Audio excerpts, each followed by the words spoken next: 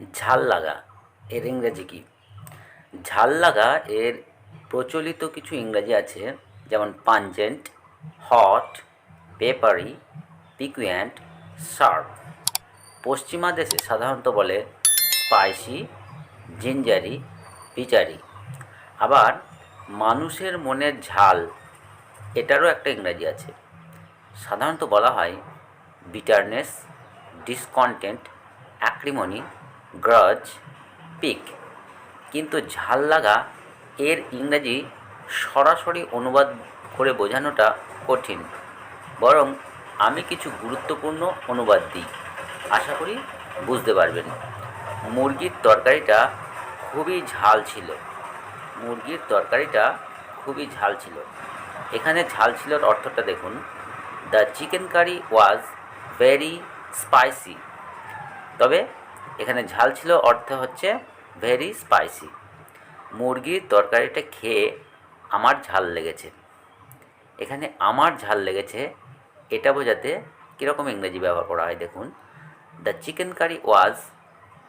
Chicken curry felt too hot. The chicken curry felt too hot.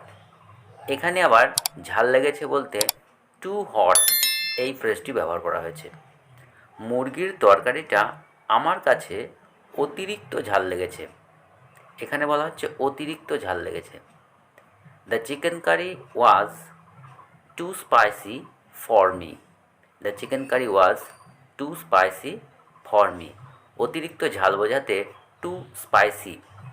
দেখা যাচ্ছে যে ইংরেজিতে আমার ঝাল লেগেছে এইটা বলা যাচ্ছে না সরাসরি, কারণ স্পাইসি বলতে মশলাদার খাবার বা ঝাল লেগেছে ওই খাবারটা যে ঝাল লেগেছে সেইটা বোঝায়।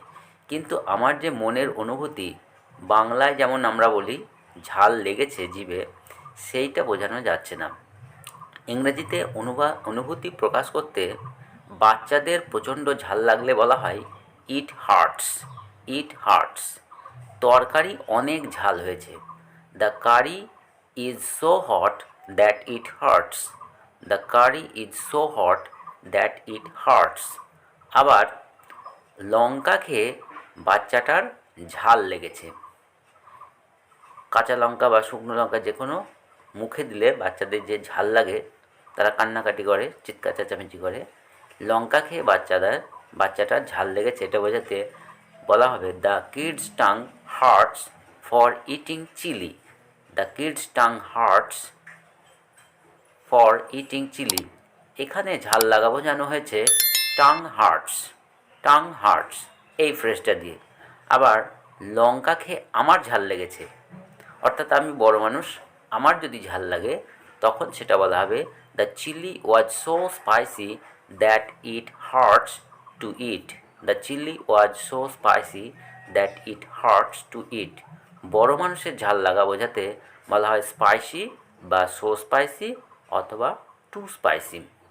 ইংরেজিতে এইভাবেই এইভাবেই ঝাল লাগা কথাটাকে ব্যক্ত করা হয়। আবার একথা আমরা অনেক সময় বলে থাকি গলায় ঝাল লেগে আমার বুক জ্বালা করছে। গলায় ঝাল লেগে আমার বুক জ্বালা করছে অনেক সময় বলে থাকি। My chest is burning due to sore in throat. My chest is burning due to sore in throat. তাহলে এখানে গলায় ঝাল লাগা এর ইংরেজি হচ্ছে sore in throat. Sore in throat. আবার একথাও আমরা অনেক সময় কারো কথা প্রসঙ্গে বলতে থাকি যে পরের মুখে ঝাল খাওয়া।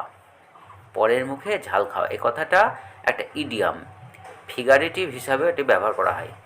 এর ইংরাজি অর্থ হচ্ছে ক্রিটিসাইজ সামথিং অথবা someone on the basis of second hand gossip or knowledge.